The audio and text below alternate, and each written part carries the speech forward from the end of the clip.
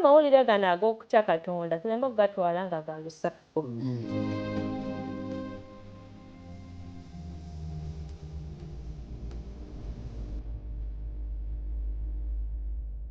Malayika si agenda okubuulira naye ffe Mukama tuze tumubuulire eri ensi yonna.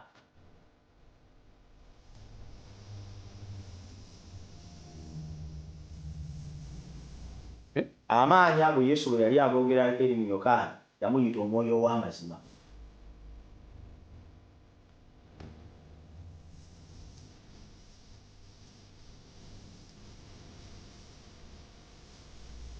Lesson weekend katuyigire ku bigere bya Kristo.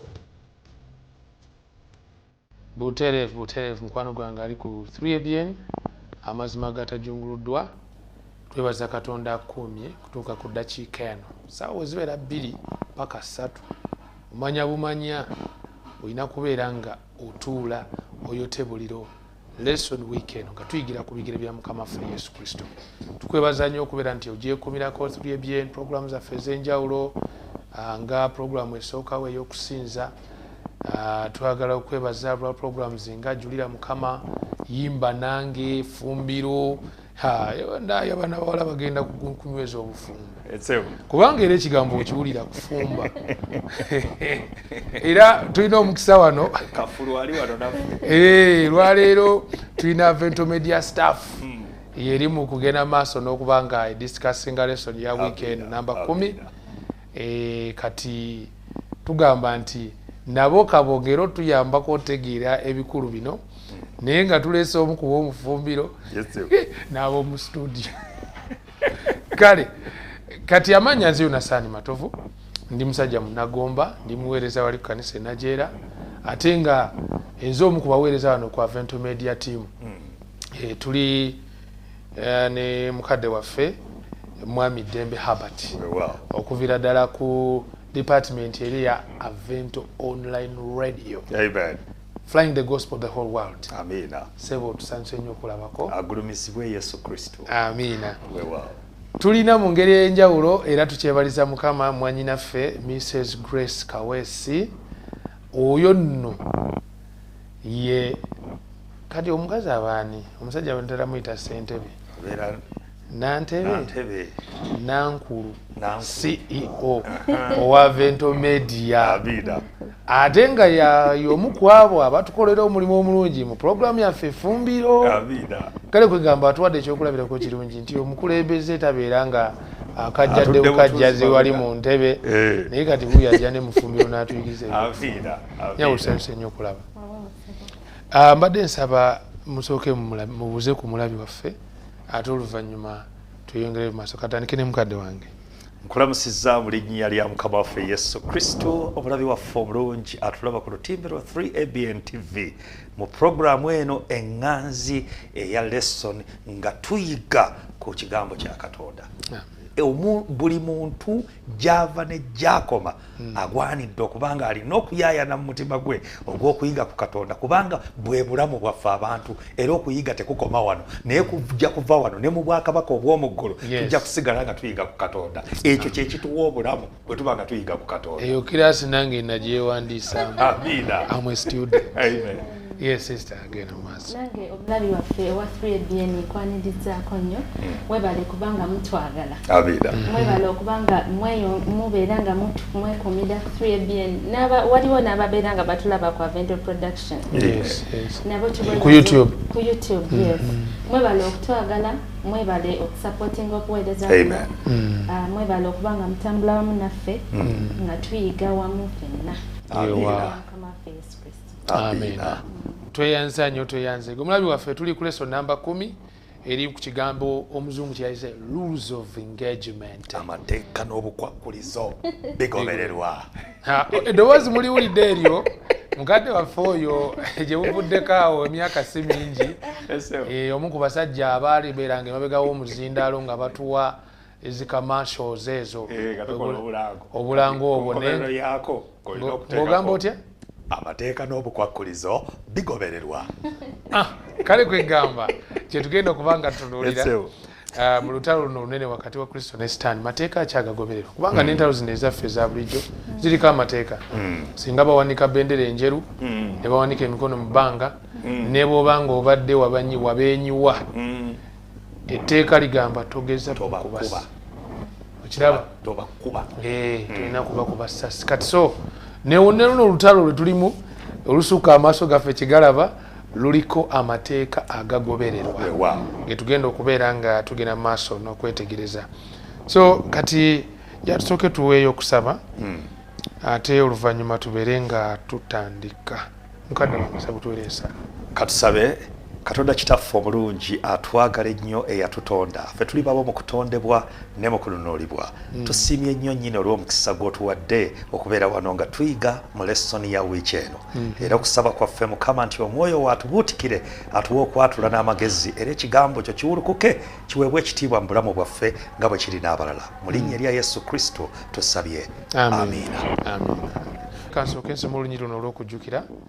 ndowooza tubeere nga ate tugenda mu maaso ebbaluwa esooka eya yokaana essula 3 olunyiri olw'omunaana bayibuli egamba nti akola ekibi wa Sitaani kubanga okuva ku lubereberye Sitaani akola ebibi omwana wa Katonda kyeyava alabisibwa amalewo ebikola bya Sitaani ati tutugamba tuteredde bulungi tulinawo enjuyi zaffe ebbiri already tulinawo omwana wa Katonda amalawo ebikola bya Sitaani tulinawo Sitaani akola ebibi okuviira ddala ku ntandikwa muvunze ennamba emu mu babi si abakwatira ensawo kati twagala kulaba ekifaananyi kino kubanga waliwo ebintu bye tutera okwebuuza mu mitima gyaffe omuntu bwe tumulaba alinyiddwako dayimoni eweweko omuntu ng'aliko amayembe ejjembe lya nabuzaana lyamulinnya era alimwogererako galiba nemugende mulimu ekijja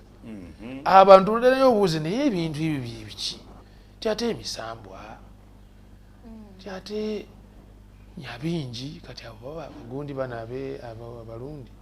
abagaye biteega kwegamba kyengerizako kugamba nti olwaleero Sitaani nejje eri lyatambula nalyo balina engeri gye beerabisa mu ngeri ez'enjawulo waliwo ogamba nti ate kati gundi afukamiridde kibumbe gwolowooza oli ku kibumbe naye eri munda waliwo ekiri emabega lwaki ekibumbe ekyo oba okiraba era lwaki ekibumbe ekyo bwe kibadde kiwanisa engalo kiwaniseeko 2 bakibumba nga kiwanisa engalo nazona ziringa vve sewo nawo galimu amakulu gaabyo so bye tugenda okuba nga twetegereza ano ti kino kye tulengera ku lusozi Kalumeeri wakati wa Eriya ng'alaga oludda lwa Katonda nga bwagwanidde okusinzibwa n'okulaga bali bannabbi b'obulimba 455 byasanjaga kati abo basaanyizibwawo naye balina kinandise obukiise balina gwe bakiikiridde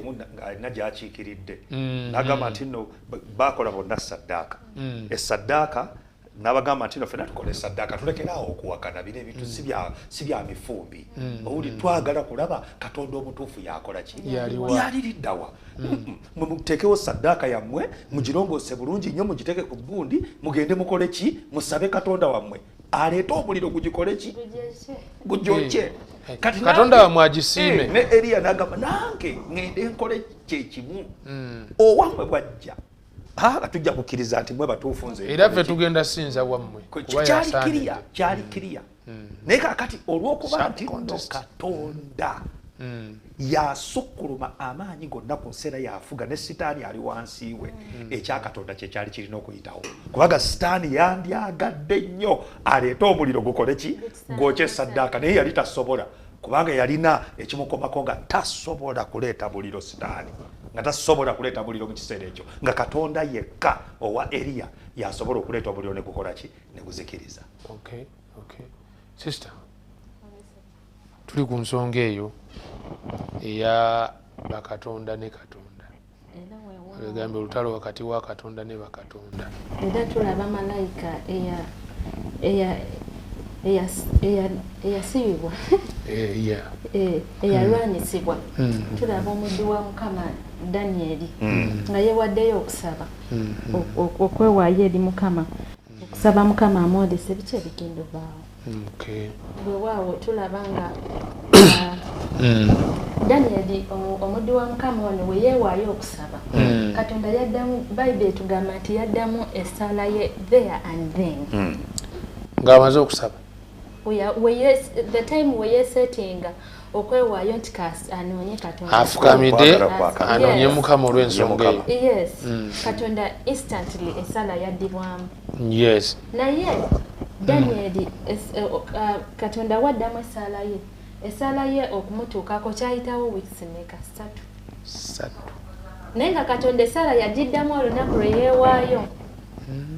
Kati kiki ekimulemesezza okutegeera nti Katonda yamukoladde essaala? Katonda malayika wa Mukama ajja eri Danyeri we tusoma mu Danyeri olunyiriri olwa 10 Danyeri sura 10. Wosoma story eyo etulaga nti omuddu wa Mukama malayika wajja amugamba nti we wasaba olunaku lwe weewaayo okusaba Katonda yaddamu essaala yo naye we nali nzija nasisinkanya amaanyi ag'ekizikiza agansitopinga okubanga essaala ya Danyeri Katonda amutuukako. Nkulaba. So Danyeri tulaba nti malayika wabeerawo amaanyi ag'ekizikiza agamusitopinga agamukomya mu kkubo. Naye alina wamunnyonnyola wano nti naye oli mu Danyeri sura 10 sula kansome wano mu Luganda olw'e12 n'alyoka ngamba nti totya Danyeri kubanga okuva ku lunaku lwe wasookerako okuteekateeka omutima gwo okutegeera n'okwewombeka mu maaso ga Katondawo ebigambo byo byawulirwa nange nzize olw'ebigambo ebyo. Naye omulangiro w'obwakabaka obw'Ebuperusi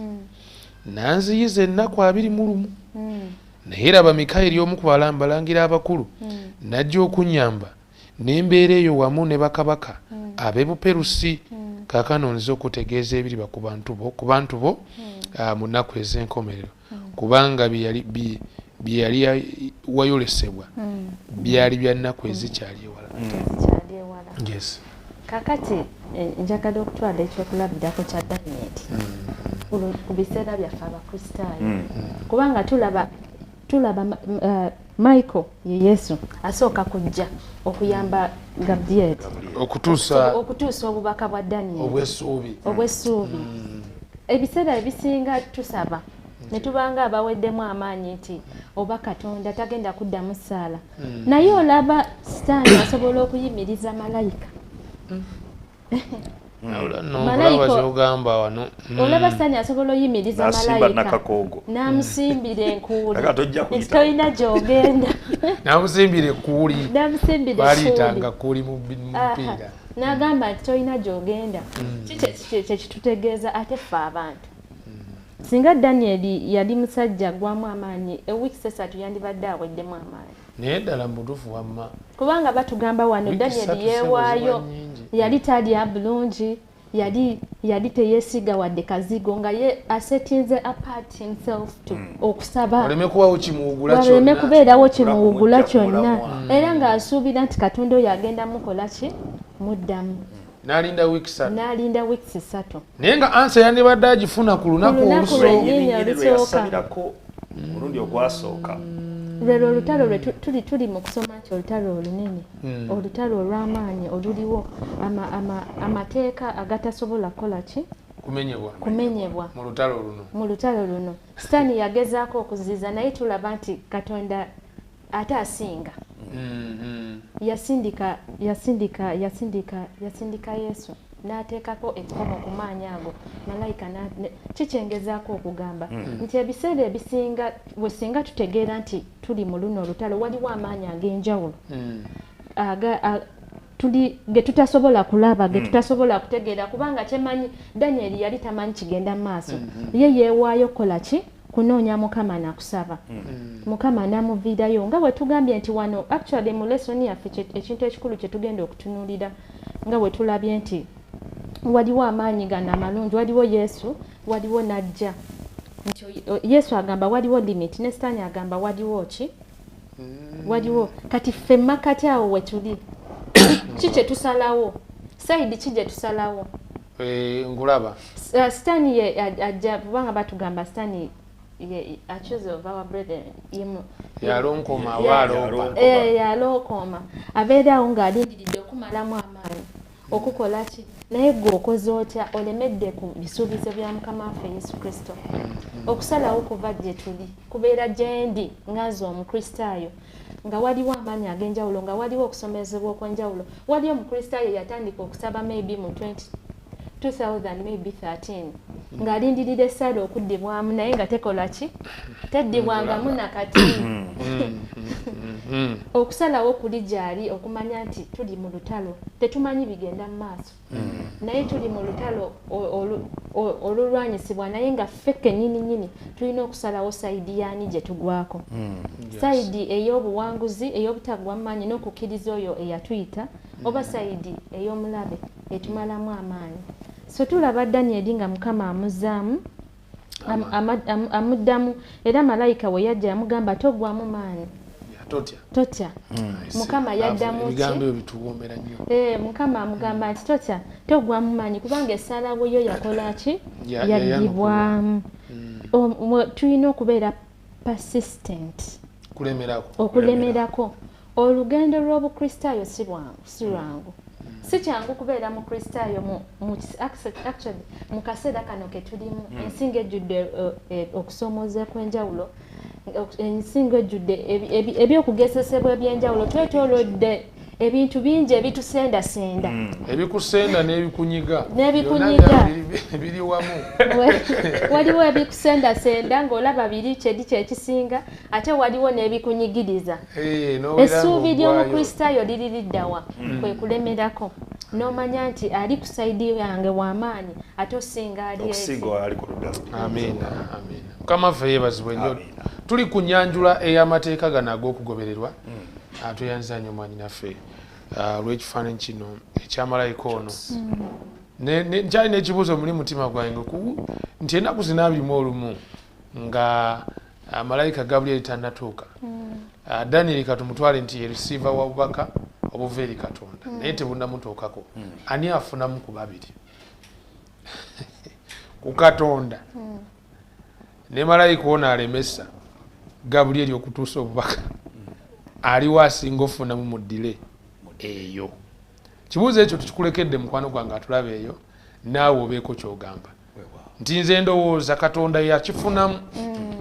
oba sitaani ekintu kino embeera bwezito yasinga ozifunamu nti essaala bwerwawo okuddibwamu oba kaŋŋambe bwe ndwawo okutegeera nti essaala yange yaddibwamu zino olulimi lwenkozesa ngoberedde kyobadde ogamba kubanga nga yakafukamira okusaba obubaka bwaliwo obw'essuubi naye okumutuukako n'amuweereza obubaka butereevu nti gwanukudde naye kakati omubaka n'abeera delayed kwegamba okube ogetinga delayed okuva ku Katonda okujja okutuuka ku muntu owulidde lwaki kibeerawo kusookulwawo ani akufunamu ennyo ku njuyi zine oba what causes that delay anyway kyekireetera okulwawo okwo olutalo lwenyini lwe tulimu Buganda genda maaso gatteko n'obutota guno ogwakolekolirwa kakati nze bwe ntunulako wanene mwanyinaffe wabadde atulaga engeri kwegamba malayika gyalwisibwa kyali kisoboka nti nno kubanga bamalayika tebatambulira mu transport oba tukiyite teleportation ng'omuntu bw'onobeera e Uganda n'okuba bwa America oli n'akufuna ne mwogera ng'oligamba speedi sinakizungirizi katugambe nti nno you just live obula wano n'olabika wali eri immediately kati kanayogerera wano ndi mbalala oli mbalala kati ekyo tukiyita tutya teleportation si transportation emisinde egy'ekirowoozo emisinde gy'ekirowoozo webale nnyo kale mukama katonda okukola kwe kusukuluma ffe okutegera kwaffe abaana b'abantu naye kati waffe wetuyingirirawo okulwisa okukola kwa katonda kuba katonda kwagala era katonda yandyagadde ffe abaana b'abantu tubeere n'okwagala kwe okwagala okukola nga katonda bwakola ki bwatugamba naye kakati batukubira ekifaananyi ne batulaga abaana ba Isirayiri naddala ekifaananyi kiri ekya Kuulo ekyakabaka Kuulo okitegeera nti katonda ebirowoozo bye yamukwata ku birowoozo bye asobole okutuukiriza ekiruubirirwa kye ekyokuddamu okuzimba yeekaalu ya Mukama naye ate abaana ba Isirayiri omulabe Sitaani naye najja n'akwata ku birowoozo byabwe n'abaleetera ate bo okubeera nga bakola byabwe bali mu bizinensi zaabwe ennyumba ya Mukama ne bagiragajjalira kati embeera nebatabukako ebintu bye baali bakola bakulaga nti nno Mukama Katonda ayogera okuyita mu nnabbi we owulidde okubalagula kuba ti era essubi teryaggwawo okubalaga nti no bannange ne bwe mwekoloobya mutya ne mugaana okukola omulimu gwange nga kyekiruubirirwa kyange mmwe bennyini mwe mweteekako ki akazito kyekyo kyobadde obuuza nti okulwisibwa kwa malayika kuno ffe bennyini abantu ffe tukireeta okubaawo tugamba Sitaani afuna olukusa kubanga naye ajja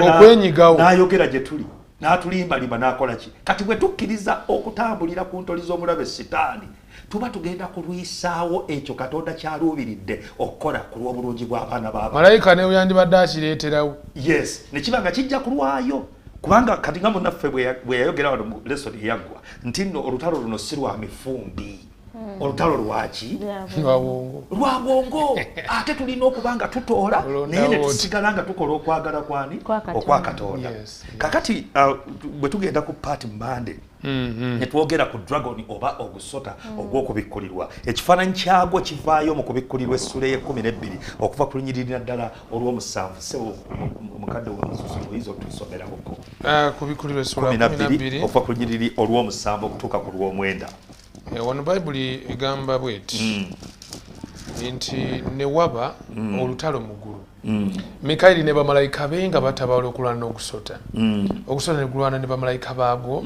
ne batayinza so ne wataleka kifo kyabwe nate mu ggulu n'ogusota ogunene ne gusuulibwa omusota ogwedda oguyitibwa omulyolyoomyera Sitaani omulimba w'ensi zonna ne gusuulibwa ku nsi ne bamalayika baagwo ne basuulibwa nago vundaba kakati wano batulaze ekifaananyi ekyaliwo nga Sitaani akyali mu ggulu nti ye embala emulimu yakulwanyisa buli ekiva mu Katonda owulidde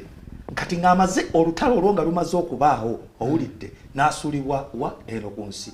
naye kakati ate ekyokubiri kyakola kwe kulimba ensi yonna tatuula kati awo batulaze kiki Sitaani kyakola ki kyali kakati ate ye Katonda kyayagala eri abaana b'abantu nti no ye yatonda ayagala abaana b'abantu bamugondere bakole ekyo kyabakola ki kati ate ye Sitaani awakanya kakati gw'osalawo ng'omuntu ludda ki lw'ogendako ogenda kuwuliriza obulimba bw'omulabe Sitaani oba ogenda kuwuliriza eddoboozi lya Katonda okole Katonda nga bwakola ki nga bwayagala kubanga already wano batugambye nti ogusota guno gwakola ki gwalwana mu ggulu owulidde ne gumala okulwana ne guba nga tegukyalinayo ki kifo ekitegeeza nti nno gwali gwagala superiority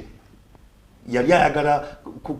kiki ekyali kimuleetera okubeera ng'akontana ne Katonda oba ne Yesu Kristo yali ayagala kutuula mu ntebe ya Yesu Kristo ne bamugamba gundi wano tolinaawo ntebe eyo oba olina kuvaawo kati bwe gujja eno ate ne gwagala guteeke obwakabaka bwagwo wano naye ng'obwakabaka obwo gubutoola ku bantu okubeera nga basinza gwo mu kifo ky'okusinza ani Katonda so kati n'obulimba obwo omulabe Sitaani bwakola ki bwaleeta so kati nze ekifaananyi kyendaba wano eno ekitujjirwayo kiri kimu nti nno omulabe Sitaani ne Yesu Kristo lwe lutalo lwe tugamba oluli mu bbanga naye nga Yesu Kristo ki kyayagala ayagala abaana ba Katonda bamuwulirize bamugondere bakole nga bwakola ki kati ye Sitaani najja n'abakola ki n'abakubako ekiwero n'akuba Katonda n'abalaga nti no Katonda kirala nnyo ekyo kyagamba si kyekituufu naye singa mumpuliriza nze owulidde tusobola okubeera nga tukola ki nga tuwangula ekyo kituufu si kituufu n'akamu. Kiraba bannange ebigambo bino eby'olutalo tugenda sooka tubimuzeemu katono dakiika kale ng'emu bwezityo tubeere ng'ate tukomawo tweyongereyo.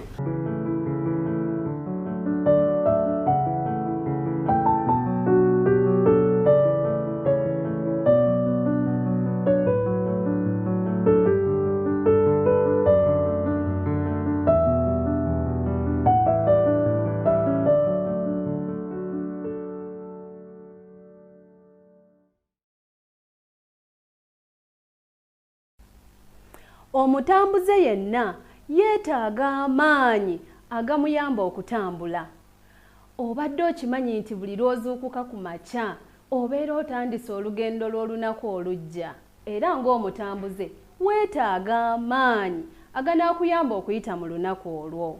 Tosubwa pulogulaamu yo Ensula ey'enkya wano ku 3ABN TV buli lunaku okuva ku ssaawa 11:30 okutuusa ku ssaawa 12 ez'okumakya. Ensula ey'enkya, funa amaanyi nga tonnafuluma nnyumba yo.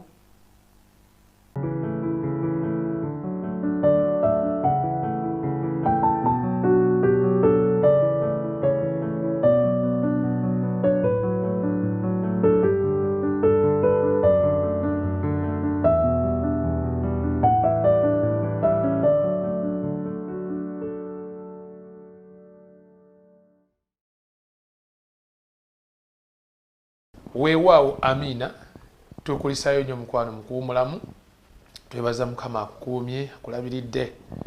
era ne tukwaniriza nate mu program lesson week tutimu kweyongerayo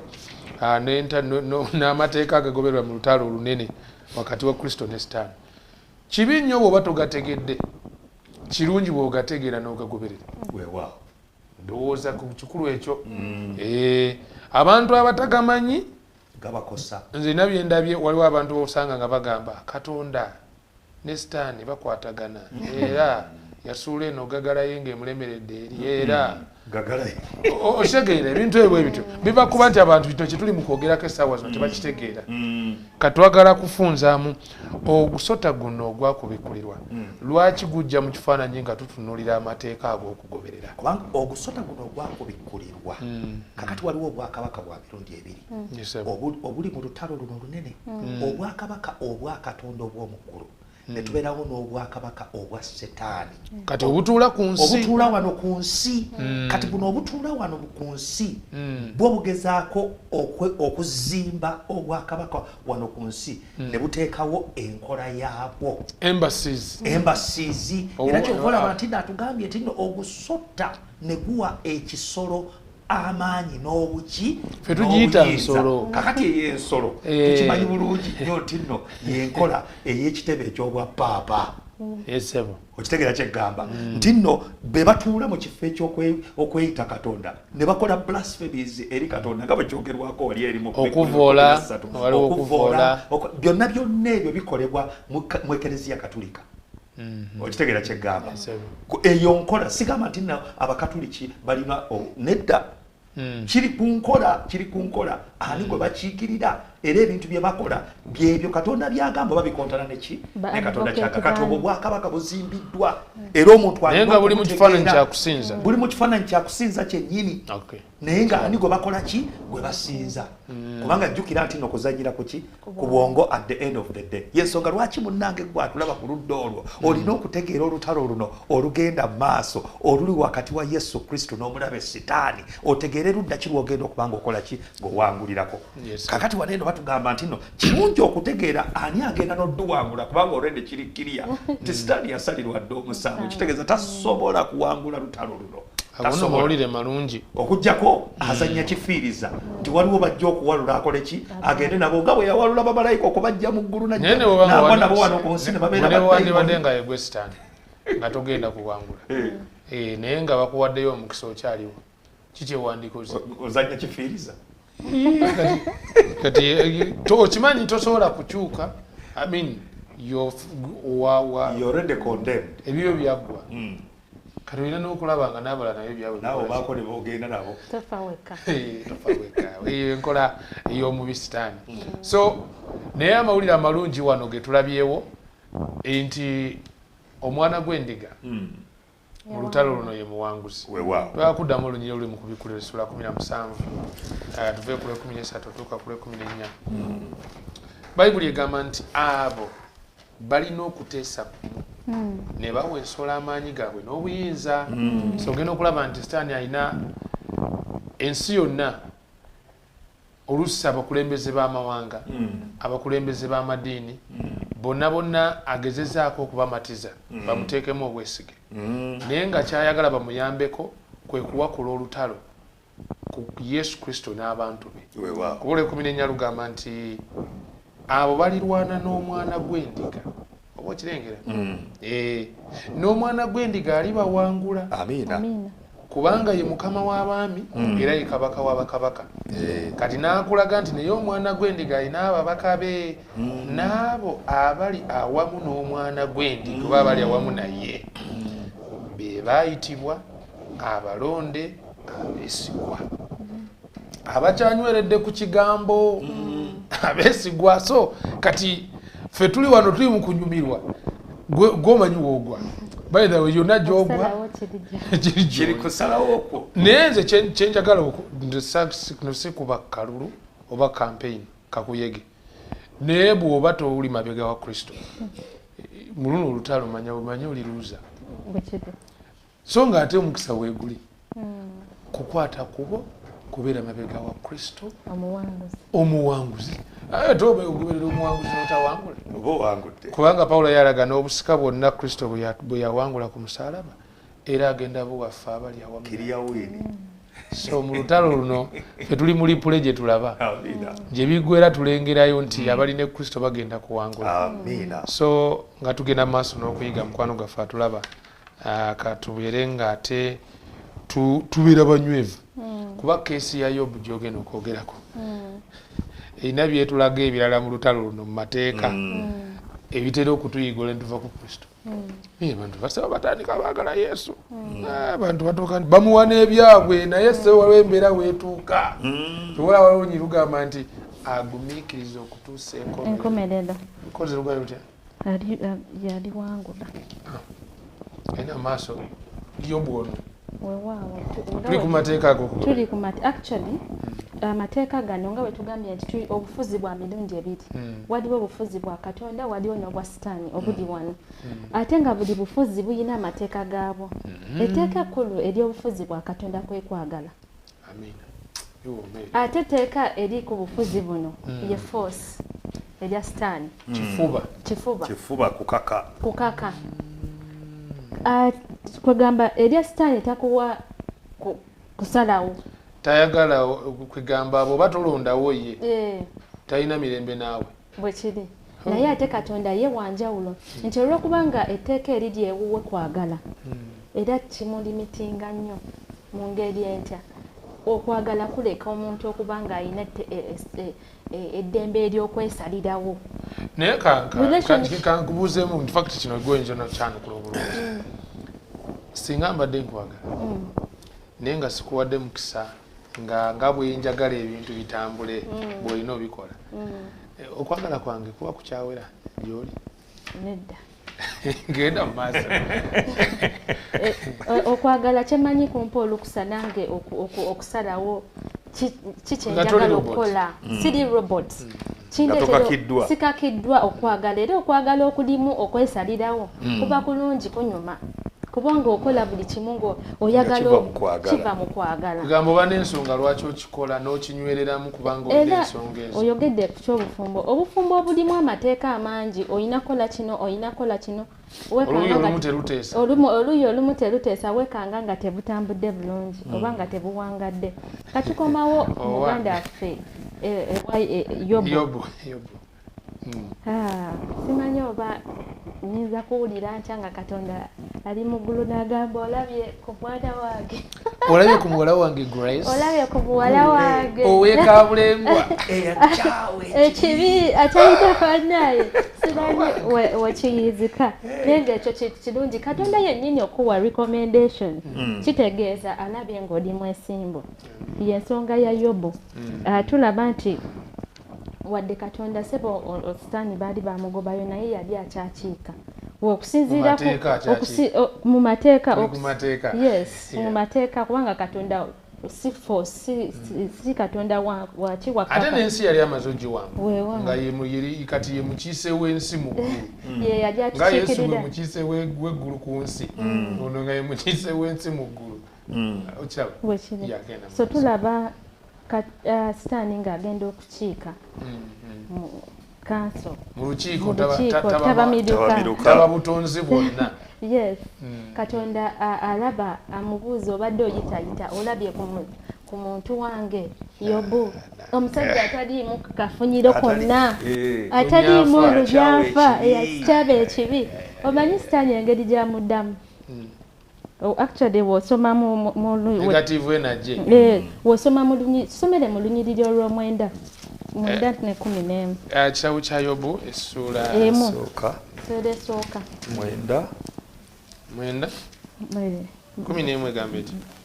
olusooka olunyiriri olw'omwenda mpaka ne 11 nsomeramu Bayibuli egamba nti awo Setaani n'addamu Mukama n'ayogera nti Yobu atiira bwereere Katonda tamukomedde lukomera okumwetooloola ye n'ennyumba ye ne byonna by'alina enjuyi zonna owadde omukisa omulimu gw'engalo ze n'ebintu bye byaze mu nsi naye kaakano golola omukono gw'okome ku byonna by'alina kale ali kweganira mu maaso Katonda nga yeewaanira yenyumiririza si kwewaana yenyumiririza mu muddu we Sitaani ateekawo accusation agezaako okulaga Sitaani agezaako akuajuzinga Katonda nti ono omusajja ono takwagala lwa free will ajjayo ensonga ye akwagala kubanga omutaddeko olugo kubanga actually wosoma batugamba nti Yobu Katonda yamuteekako olugo olw'obutuukirivu nga ne Sitaani tasobola kubaako kyamukolako hedge Katonda atuteekako olugo mulimu ebintu ebimu Katonda byatutangira kankubulire mulimu ebintu ebimu nga singa Katonda ajjawo omukono gwe Sitaani yali yagadde tusaanyawo busaanya naye waliwo Katonda watuteekako olugo nga ne Sitaani ne wagezaako tu attacking oba okugyawo obulamu bwaffe tekisoboka gwe wetunuulira mu bulamu bwo mirundi emeka gy'owonye nze nawonako accident twali tuveeyo kuziika emityana twali actually nali mpisa ku luyinja lwattaka oluyinja lwatusikane nekanga boda maaso emotoka neyeefuula neyambuka ku kifunvu neyeefuula nemala netunula ate gyezze actually wewalaba emmotoka wewalaba emmotoka nga tosobola kumanya nti abavuddemu balamuse kubanga emmotoka yayabika omupiira maaso gundi eno negira emaaso nenderwamu y'emabega neja enzigi zino ebbiri nezigooma naye nava mu mmotoka nga simanyi hawo byamagero kyali kyamagero kubanga nange simanyi ngeri gyeokunyonyola ebyaliwo ebitonotono naye tomanyi wawo simanyi ngeri gye nafinamu kubanga bajja okututaasa okulaba nga bagamba oba musooke mudduke mu ddwaliro oyinza okuba ofunye internal bleeding nga tomanyi naye nava nga sirina wadde kanobule n'akamu kiki kyeŋŋamba nti ebiseera ebisinga waliwo Sitaani watwegezaamu naye Katonda akiteekako ki olugo kyekimu ku Yobu yes Yobu Sitaani awa accusation kubanga omutaddeko obukuumi tasobola kukwatibwako kyayogera mazima gali mazima kubanga Katonda kyeyasooka okubasanza yagaa mulabye omusajja wange kubanga olugo ze ndowooza nti olugo luli kwe kugondera Katonda olw'obutuukirivu kati Sitaani aba talina wasinzi kutwakyuzinga mu rules of engagement tomukwatako kuba wange awulira nze kyova olaba Yesu agamba omulabe Sitaani azze naye munze talina kigambo kyonna kyansangamu taninaamu kintu kyonna kyasobola kunneekwasaako kati ekintu ekyo abakristaayo tulina mwonedde Katonda mubujjuvu okutuusa ku nkomerero Sitaani asobola ayinza kugamba nti nno wano wasobya bwekiri tasobola kuyisa ye Yobu Yesu gye bwe yagamba naye bituira wa njagala mufunzeemuko mukufunza tulaba nti Katonda amugamba ye kale tekirina buzibu mukuwadde byonna byayina bikole ki bimujjeeko bikwateko kubanga okujjako obulamu bwe akomawo omulundi ogwokubiri mu ssula eyokubiri chapter 2 mu chapter 2 akomawo okuddamu era amaze okukwata ku bino ebintu byonna obugagga bwe bigenze abaana be bagenze buli kimu kigenze naye nga Yobu akyagamba ki ali Katonda tamuta kitegeeza bino ebintu byonna byajja buzi Katonda asigalawo Sitani akomawo olwokubiri baddamu olukiiko olwokubiri Sitani Katonda amubuuza olabye namugamba omuntu wokwata ku mubiri gwe kubanga buli muntu asotunda kyonna kyalina okusobola okufuna obulamu bwe ate nga kituufu abantu balwala wano baba mutwala India natunda buli kimu property asobole okugenda oba okumujjanjaba oba omukyusa omutima oba omukyusa ki kati Sitani kyaleeta n'agamba kati waliwo obulamu bwe Katonda amugamba nabwo bukole ki nabwo bukwateko naye tamutta Katonda aleka Yobu waliwo wengamba nti Yobu is a rebuke to most of us Christians. Yes. Obulamu bw'omusajja oyo kwegamba kyakulabirako kye tumalaga busomako ne tubuleka naye weweteeka mu bigere singa Katonda saawa zino olaba osula busuzi njala olaba osula busuzi njala bisomba n'otandika okwemulugunya n'ogamba naye Mukama abalala bonna lwakize olaba school fees zibula n'ogamba naye Mukama nze abaana bange be batasoma nze kino kitegeera ebintu ekitono nga tekize nakubulamu bwo kizibu nnyo woba wali olwaddeko okusigala ng'oli w'amaanyi waliwo we mugenda okukyalira ku balwadde n'agamba naye ze ndowooza Katonda taliiyo kubanga olwaba singa gyali lwakyandika n'enkola ki kye tukyenjagenda okugamba omukristaayo kye tulina okumanya mu nsi bagamba nti empologoma ennene wezikola ki enjovu wezirwanira omuddo gwe gulwanira tuli mu lutalo gwe gukafiiramu tuli mu lutalo olunene Yobu bino ebintu ebyali bibaawo mu ggulu yali tamanyi kigenda mu maaso ku nsi ye nga ye musajja watu yakuma bukumi bwesigwa kukkiriza nga wagambye nti luno olutalo tulaba gye luggwera tumanyi nti wosigala kweno saidi waliyo obuwanguzi kuva mu kulwana olutalo nga toli shuwa wa gye luggwera naye ffe mu kino tumanyi nti olutalo waliyo gye luggwera ate luggwera ku saidi ya Kristo yawangula dda kati ng'omukristaayo olina okuddamu amaanyi n'omanya nti mu buli mbeera yonna sigala ku saidi eri teweetabeera nga Yobu n'ogamba at least nonzita nasigala naawe kubanga kyenyongedde olaba kyekirungi ku nsonga eyo enti ebizibu ebino ebitutuukako tebijja cheaply and anyhowly either kiva ku decision gyenkoze okusalawo kwenkoze nti kuyinza obanga kwekuwadde Sitaani omukisa okubaako ebintu byantuusaako oba ku luuyi olundi Katonda akirese akibeewo okwongera okukakasa eggulu nti ono omwana wange nengeddemu ebintu bibiri okulondawo kwange kuyinza okuba nga kuwadde omukisa Sitaani okuntuumako ebizibu oba nga Katonda akirese ng'ayagala kwongera kuyambako n'abali mu ggulu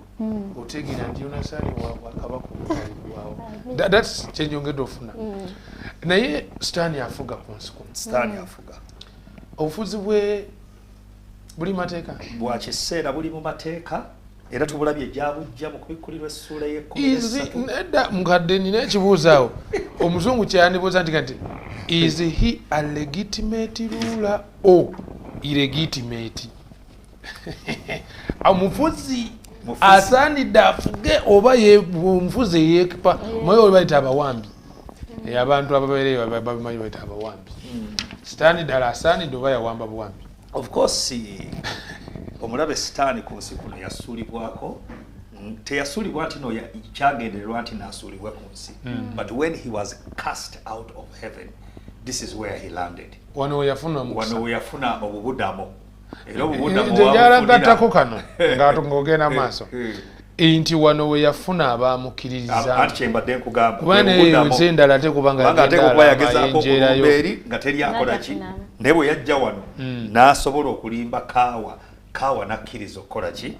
okugondera sitaani okwawukana ne Katonda kye yali amugambye. Kitegeeza yali afunye obubudamo era n'ajja wano eno ku nsi n'alyoka afuuka kabaka waaki w'ensi eno. Ekintu Katonda kye yali awadde Adamu ne kaawa okubeera nga be bafuga ensi na buli ekigikola ki ekigiriko, sitaani n'abeera nga ate kati yakola ki yafuga. Kuba ekyawandiikibwa kimanyi kigambye nti no temumanyi ng'oyo gwe mugondera okubeera abaddu be mubeera baki baddu boyo gwe mugondera mu Baluumi essula 6:16 oyinza okisoma ekyawandiikibwa ebyo Baluumi 6:16 Bayibuli egamba temumanyi nga gwe mwewa okuba abaddu b'okuwulira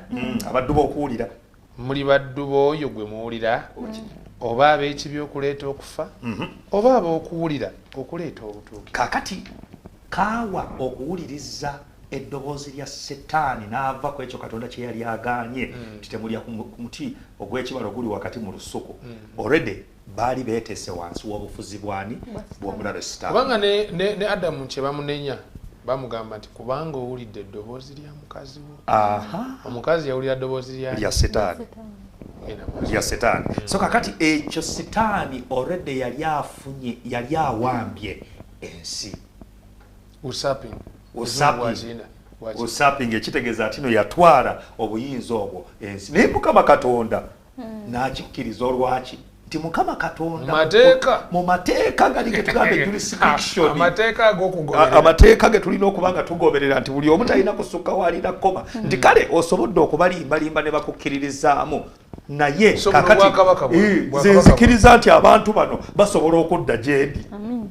era engeri gye basobola okuddamu nga nange kennyini nzize nenkola ki nenkiika nembalaga amazima kwe kuweereza Yesu Kristo ku nsi. Katonda yayagala nnyo ensi n'agiwa omwana we omu yekka oyo yenna amukkirizaamu aleme kuzikira naye afuna obulamu obutakola ki obutaggwaawo kwe kuweereza Yesu Kristo ku nsi. Kati Yesu Kristo okujja kwe ku nsi azze kulaga kiki Katonda kyali. Kati ffe tukikkiriza oba tukikole ki tukigaane kubanga Yesu Kristo akkiriza nti no omuntu ne bw'aba mubi kyenkana kitya singa awuliriza eddoboozi lya Katonda oba ekigambo kya Katonda asobola okusalawo okudda eri Katonda kubanga ge mazima genkomeredde Yes, asobola okumwekolerako. So kati omulabe Setaani nga bwe tulabye eri ku ludda lwa Yobu nti alina obuyinza kakati obufuga ebintu byaki ebyensi ebyali biteekeddwa mu mikono gy'omuntu. We were not created to lack, but twatandika okulaakinga when we listen to the voice of the devil. Kakati devil n'abeeranga yasobola okuprovidinga for humanity, which is wrong. Katonda yekka yasobola okuprovidinga for humanity. Kubanga te wano waliwo ennyiriri ze baatuwadde ate nsaba kusomako olumukuzo Yokaana 12:3 ne Yokaana 16:11. Yes. Bayibuli wano yagambye nti 12:3 Yokaana nti kaakano ensi eno esalirwa omusango kaakano omukulu w'ensi eno anaagoberwa ebweru. Kwega ne Kristo akkiriza nti omusajja ono wadde yeewaŋŋamya naye ye mukulembeze wano. Ye Kristo ye nannyini nsi eno kubanga yagikola ki yagigula n'omusaayi gwe. Nti Setaani Kristo yennyini akkiriza nti omukulu w'ensi eno yeewaŋŋamya Setaani. Yokaana 16:11 lugamba nti olw'omusango kubanga omukulu w'ensi eno asaliddwa omusango. Omukulu w'ensi eno ayogerwako awo. Ye Setaani kawenkene asaliddwa omusango nti ye awatali kyekwaso yava mu layini ey'obwakatonda n'aba nga asaliddwa omusango gwa kuzikirira. So waliwo amateeka awo abiri. Yes. Esebo tusaba olwongera okutulambuliramu tulyoke tulabe bwe tuwunzika. Kakati bakadde balekanga batandise okuba akadde. Etteeka erisooka nti omuntu mu kusalawo Katonda kwe yamuwa eddembe ery'okwesalirawo lyange asobola okulondako ludda ki gy'alaga. so kulondawo okulya enva endiirwa osobola okusalawo ogamba nti akampulirize eddoboozi lya katonda lyayisizza mu muzaana we Ellen White n'atugamba nti tetulya nyama okitegeera oba n'ogamba nti nedda okusinziira nga bwendaba antikati bw'oba tolidde nyama tojja kufuna B12 kati kyateeka okubanga yali kwegamba alina kyeyakola kati okitegeera n'oleeta ekirowoozo kyo ng'omuntu ebirowoozo byo ng'omuntu siri ebikufuula atuukiridde mu maaso ga Katonda ekikulu kukola Katonda kyakoze eki kyagambye kubanga kyekisinga amazima nga bwe gali bwe gateekeddwa okugobererwa bwe galina okugobererwa oba gatukosa oba tegatukosa kuba kati ye ku Yobu kiragira ddala nti nno omulabe yamustretchinga n'amukuba amayute abaana be bonna n'abatta yamunaanula yamusika yamukola buli kamu naye Yobu atuwa ekyokulabirako ffe abaana ba Katonda abaliwo olunaku olwaleero nti omulabe Sitaani ne bw'atusika kututuusaawa tulina kusigala ku kimu nti nze nkyali wa Katonda simuta whether he slay me nsigala ndi kuki naye n'abali ku lwa Sitaani bwe bakola ekino zonna kirongera okitangaaza mu Katonda Bayibuli eraga mu kitabo kyakubikulirwa bwe osomye essula y'e16 bw'aba yogera ku bibonyoobonyo 7 emirundi egiwerako ebibonyoobonyo ebyo 7 bayogera kaate ne bagamba nti tebeenenya wadde okumusinza naye ng'ate bali mu kubookya zino ziringa bomu eziva mu ggulu malayika asooka n'aleeta esooka ne bantu bonna ne balwala amayobwa naye waliwo watuuka nga omusaayi bagunywa ne batuuka n'okuba nga bali mu nzikiza omusana gubookya mungi ne gwagala obbakaza naye nga bagamba wadde ennimi tuziruma naye tugenda fukamirira Katonda njagala olengere willpower gyekutwala nga batuuse ku point of no return nti nga tewali kisobola kukolebwawo kyonna okubeera nga kibajja eri gye bakola ki gye basalawo okulaga kati nnyo otuuka otya ku point of no return the choices oba okusalawo kwokola buli kanaku engeri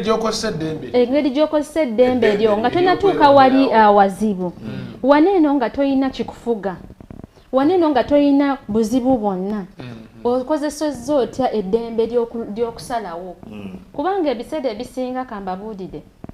batugamba nti mulimu we tuba nga tuli bulungi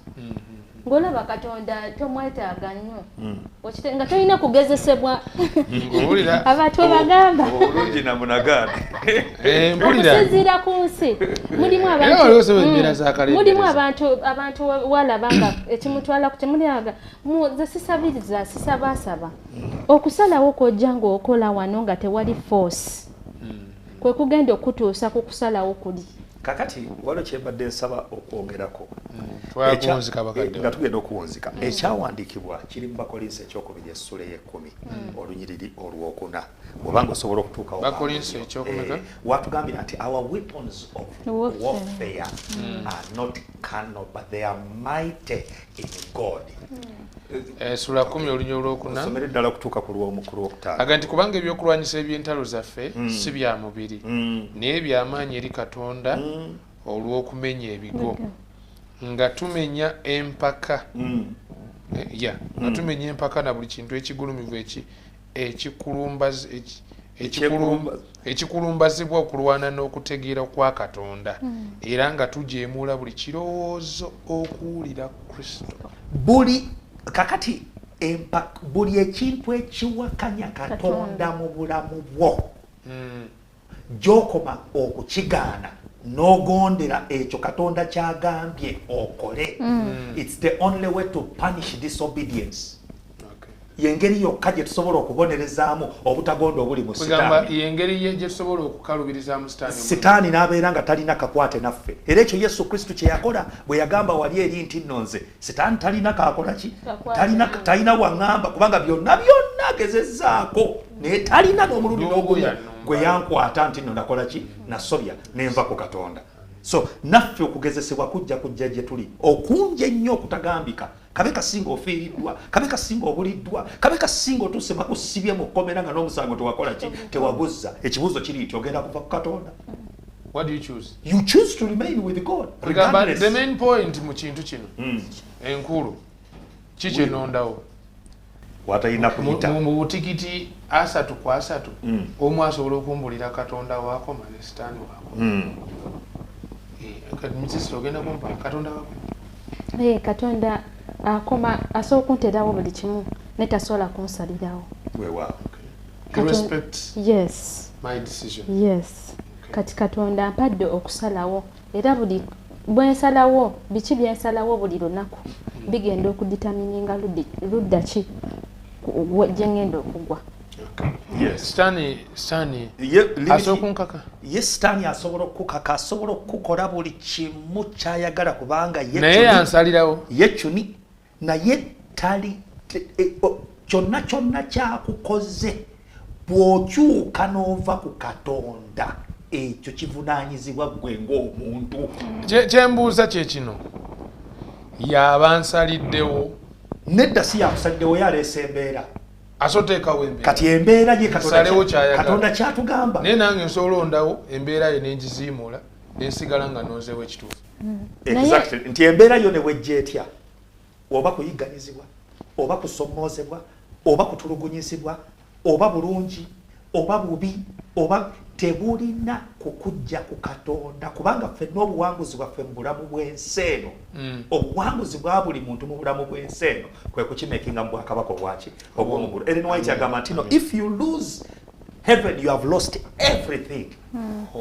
so tewali wonna wonna woyinza kugamba nti nno ensonga eno yeyandeetera okuva ku katonda ne ngamba nti njira nzira kusitani kuba sitani talina kalungi konna kayinza kuwa mwana wamu amawulire amalungi kubanga tuli inclined okola ekibi okulondawo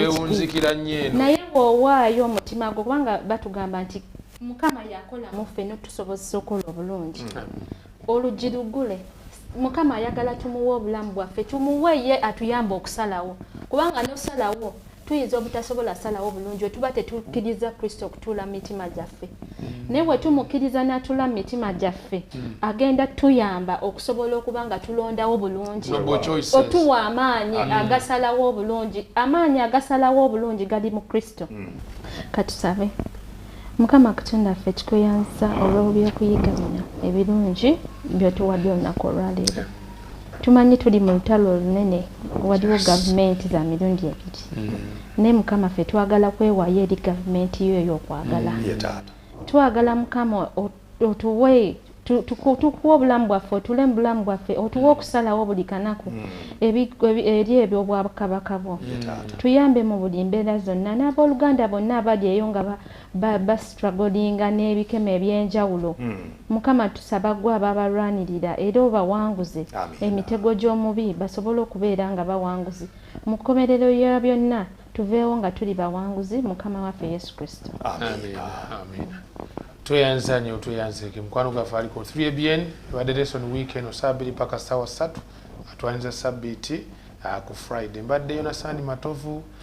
ne mukadde waffe Mwami Dembe Herbert okuva kwa mu Advent Online Radio awamu ne Mrs. Grace Kawesi CEO wa Advent Media ate nga atuweza ne program efumbiro tukwagaza sabbiiti ennungi era ne tugamba nti ekisa kya Kristo kyeyongere gy'oli